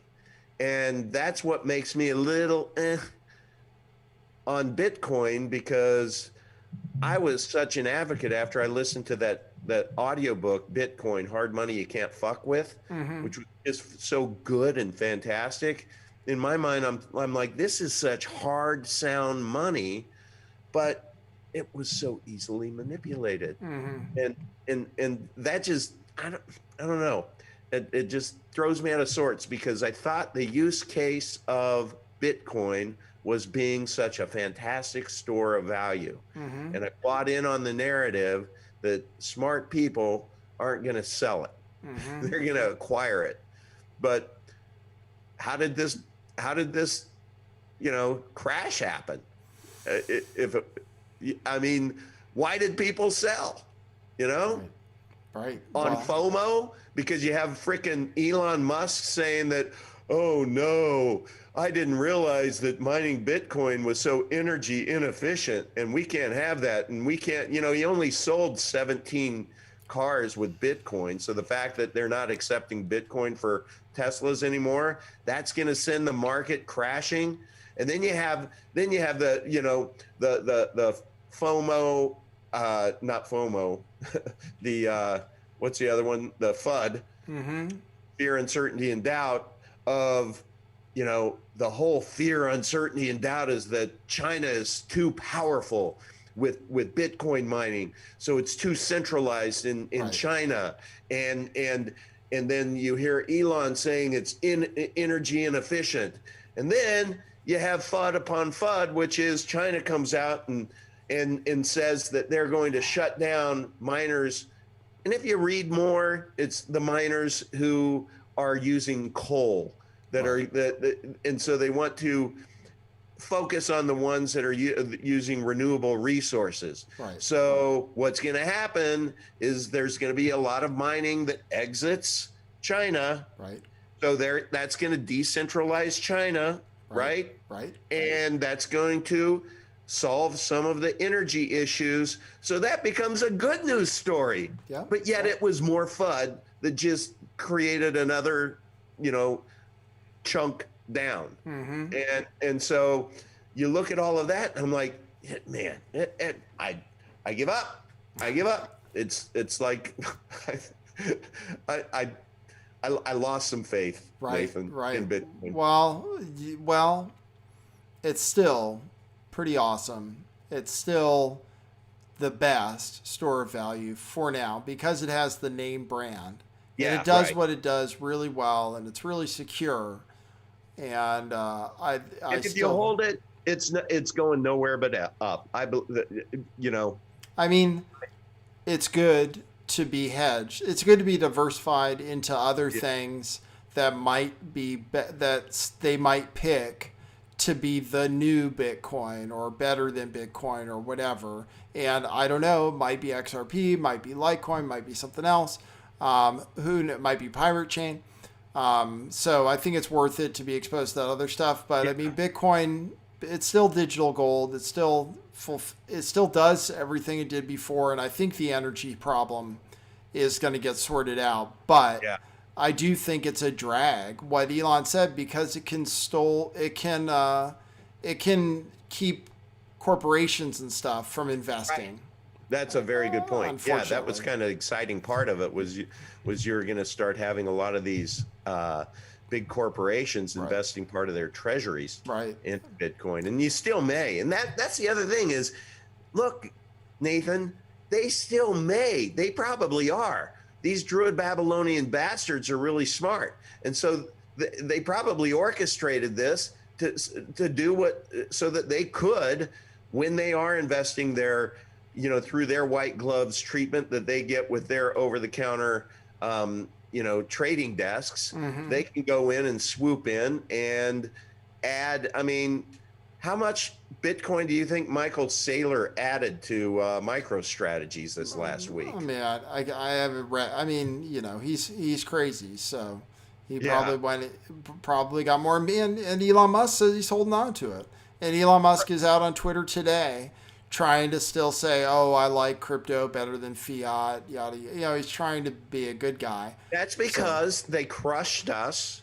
And if they continue to crush it, you would really start they could screw themselves, right? Mm-hmm. So now they're starting to, you know, the worm is turning, I think. And so that's good. That should make us all feel better, because I think Elon is a puppet. And I just, you know, now I'm going down the conspiracy path, which I enjoy, by the way. I missed it for those 2 years. So here's the bumpy ride up crypto wealth strategy. Yes. How many millionaires do you know who have become wealthy by investing in savings accounts? 0 or 0? Sure. Safe bets realize. Sure, safe bets realize sure shitty gains. Yes. Here's the just change your underwear strategy. Crypto investments are a bumpy ride up. Instead of selling during times of FUD, fear, uncertainty, and doubt, simply change your underwear and focus on the inevitable up. Yes. The profit to fear ratio. In crypto, your profit goes up when fear goes down. Wait, did I say that right? The profit to fear.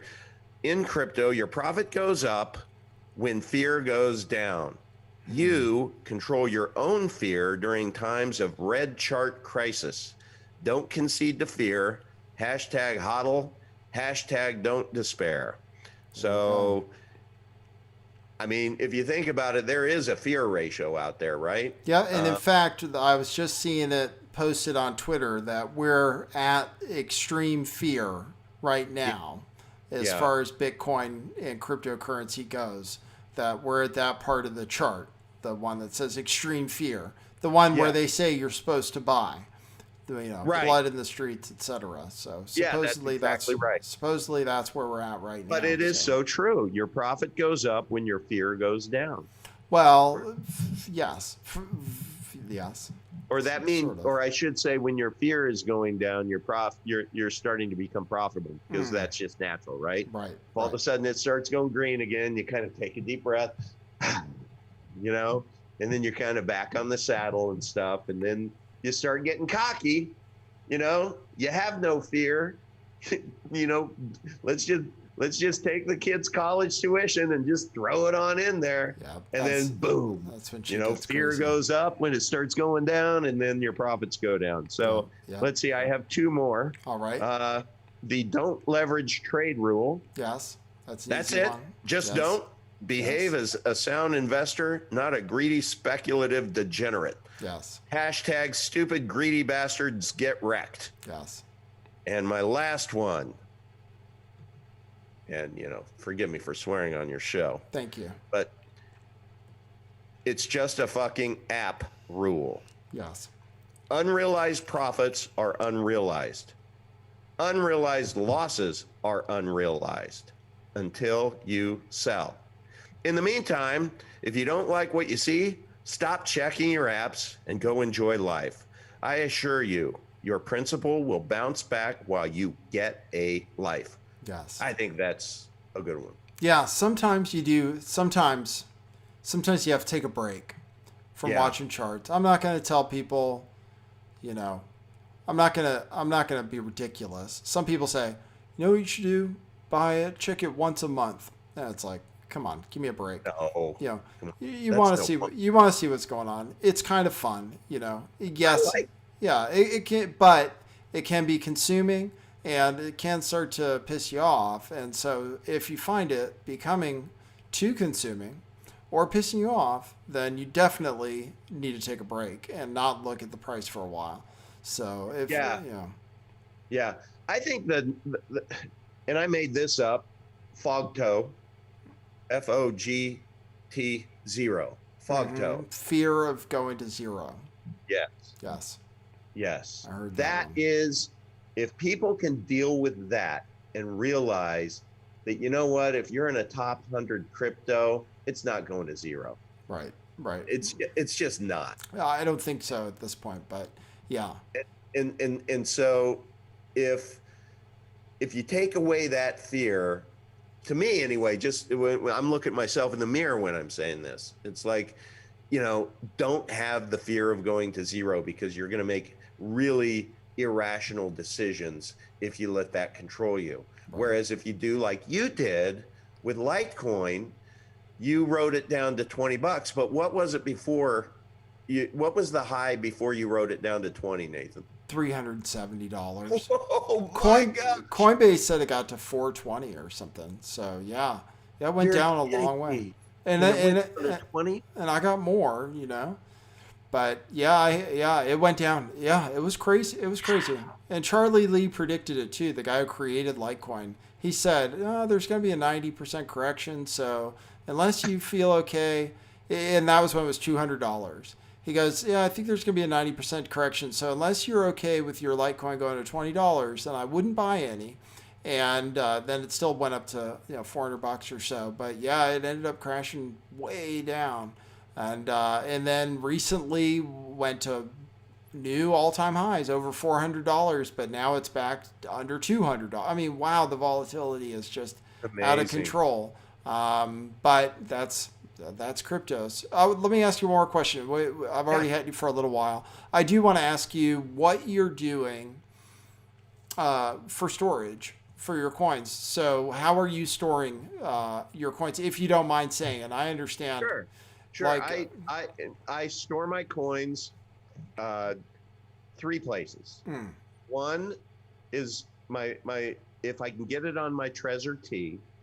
I have a Trezor T. That's where I want to store everything. And when you say if you can get it on there, you're talking about why wouldn't you be able to get it on there for newbies? They don't support some coins. Right. Like? XRP. Oh, really? And and definitely Pirate Chain is what I was thinking. Yeah. They don't support XRP. Is that a fact? Yeah. So really? I use Exodus for as my hot wallet. So I have my cold storage wallet, which is my Trezor T. Now I will tell you that I believe that I could get more coins on that I probably have in Exodus that are Ethereum coins if I send them to an Ethereum address or an Ethereum wallet on my Trezor, but I just haven't had the guts to do that yet, right? Because I don't understand it. Yeah. So I see them on my Exodus. They're just fine, but I know that in a perfect world, they would be over on my cold storage wallet, but I just haven't figured that out yet. And I probably should. And, but so I'm not saying that everything that I hold on my Exodus, it wouldn't be held. Like XRP, I don't know, maybe it is. I just haven't it's just easier on Exodus. Right. And then the other is there have been like Haven and Haven Protocol. They have their own wallet, so you have to use theirs, just like with Pirate. Right. They have their own wallet that you have to use theirs. So if it's not Exodus, and MetaMask is another one where I have coins on MetaMask. Right. So those are the 4, I guess. So do you not then use exchanges to hold any of your coins like Coinbase or Gemini? Yeah, so Coinbase, when you buy anything there, at least my experience is when I move fiat over there to buy something, I can't take it off for 10 days. Oh, okay. Right. So when they give me the alert that I can, then I'll go ahead and put it wherever it makes the most sense, which would either be Exodus or my Trezor.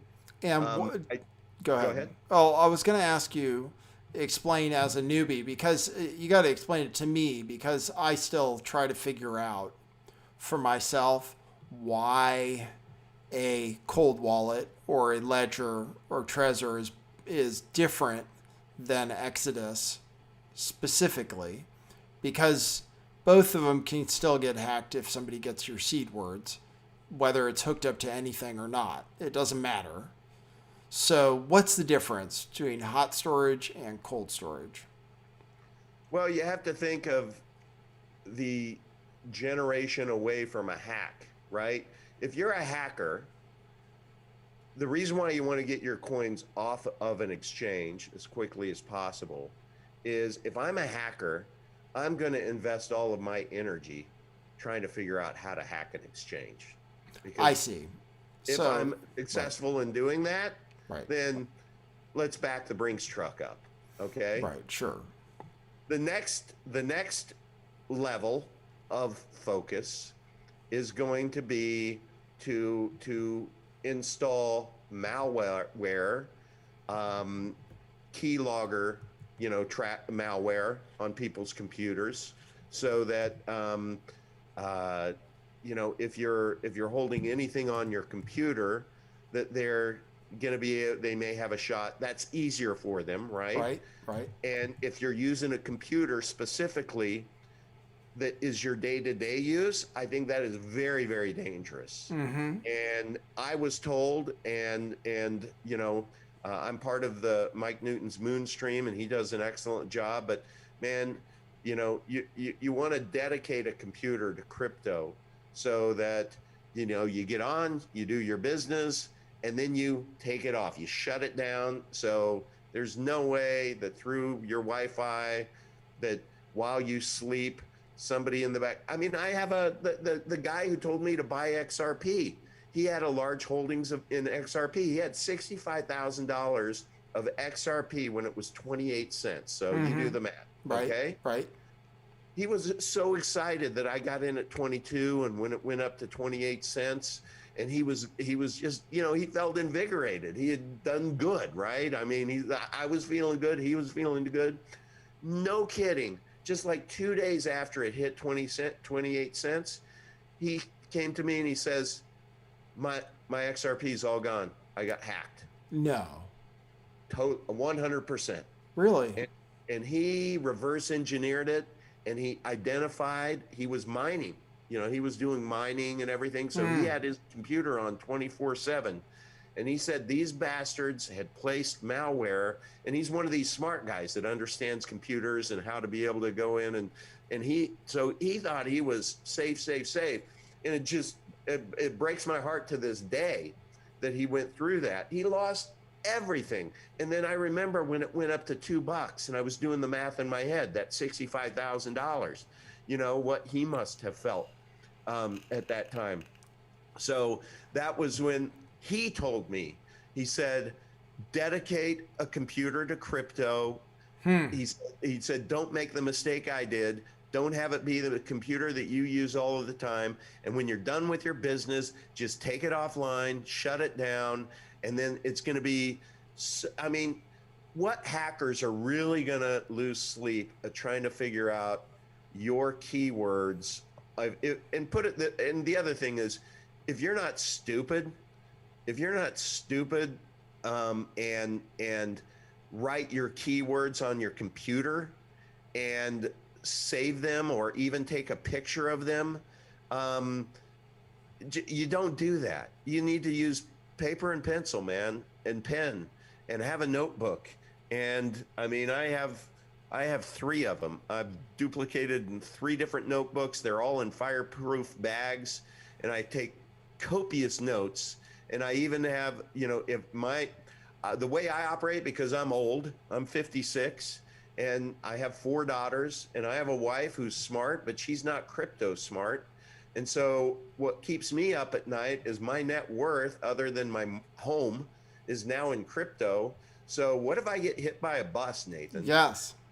And there really isn't a good solve for that out there. So my short-term strategy is I have John Jay's contact information. I have another buddy's contact information in there up front with my book and all of my paperwork, everything that's associated with all my keywords and everything. It's in fireproof bags. So if there's a natural disaster, I mean, I have a fireproof bag within a fireproof bag is how wacko I've gone. 3 different sets of those, one, in places that people aren't going to be able to find, so nobody try.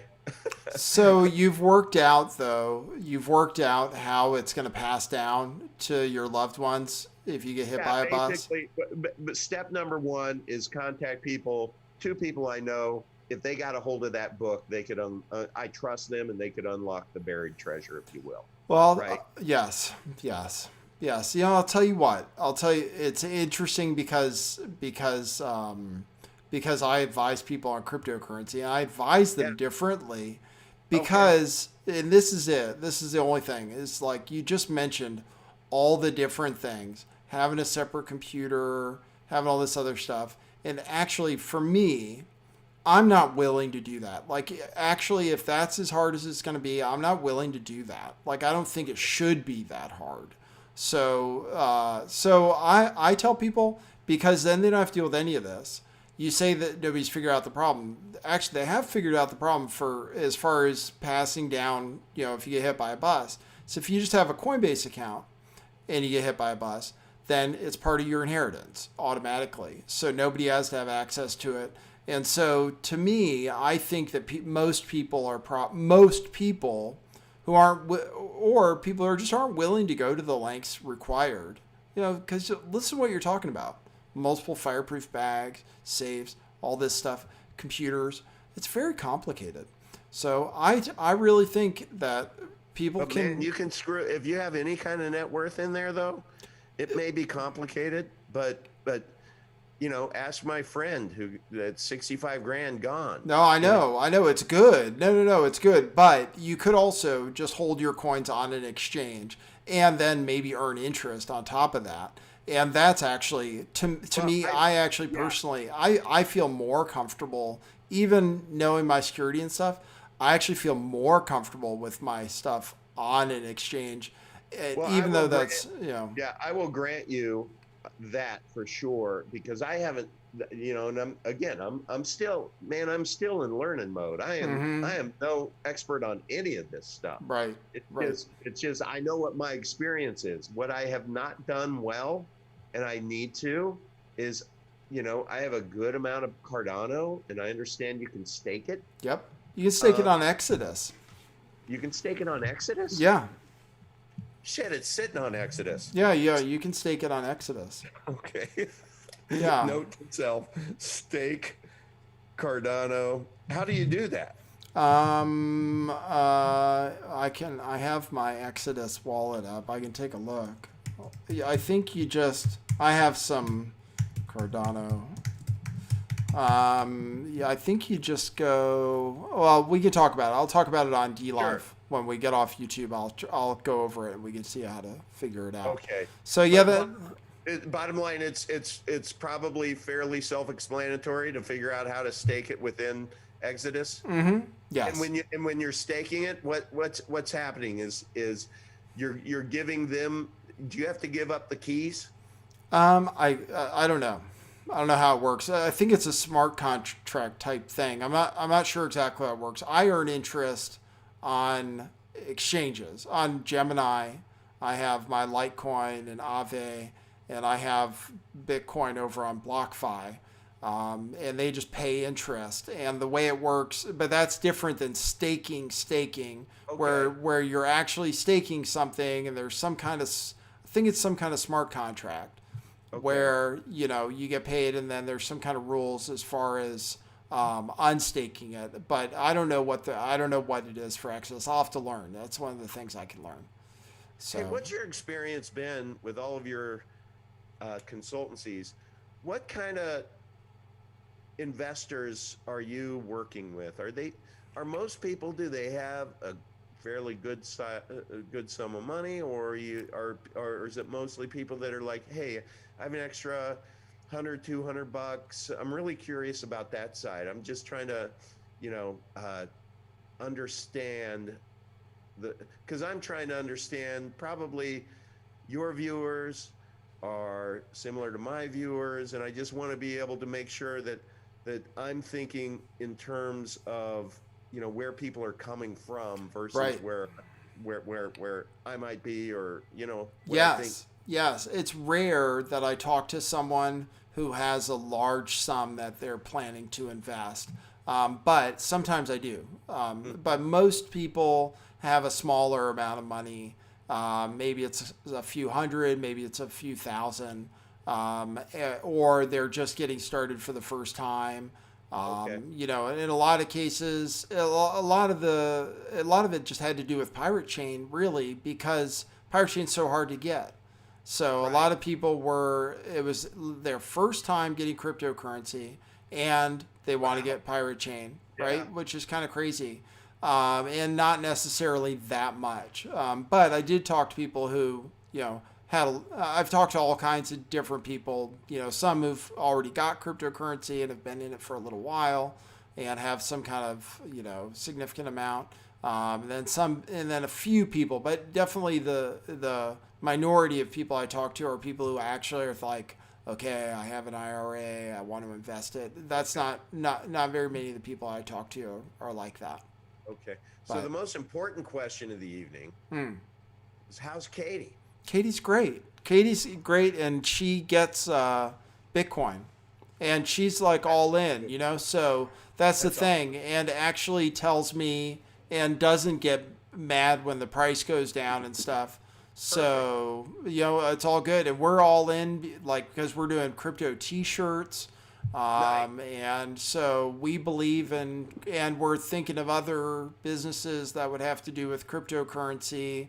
You know, I'd like to start like a cryptocurrency club or something, but so no, she's cool, and she gets it, and she loves Litecoin. That's her favorite.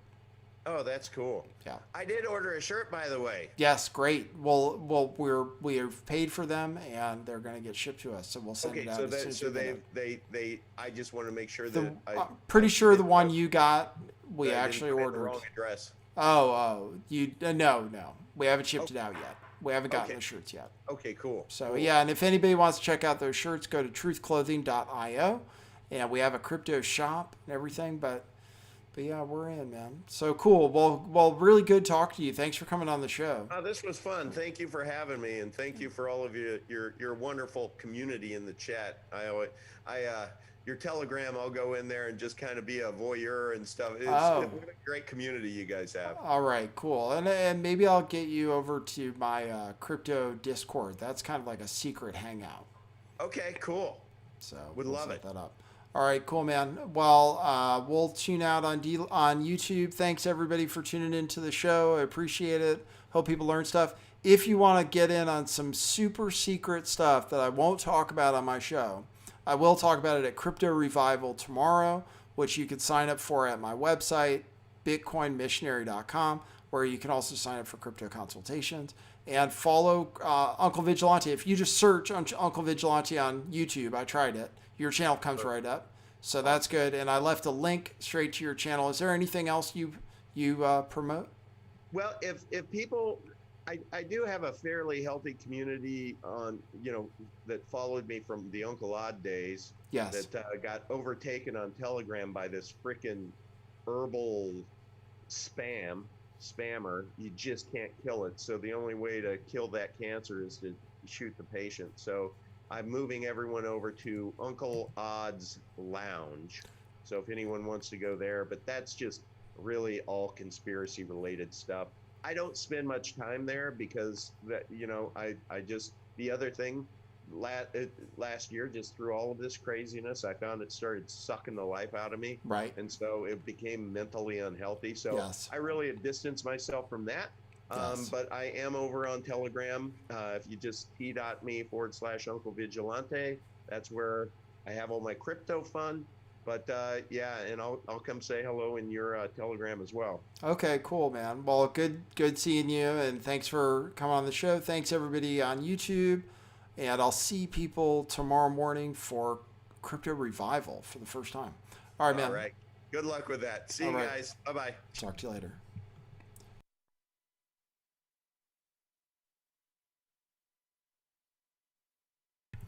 Okay.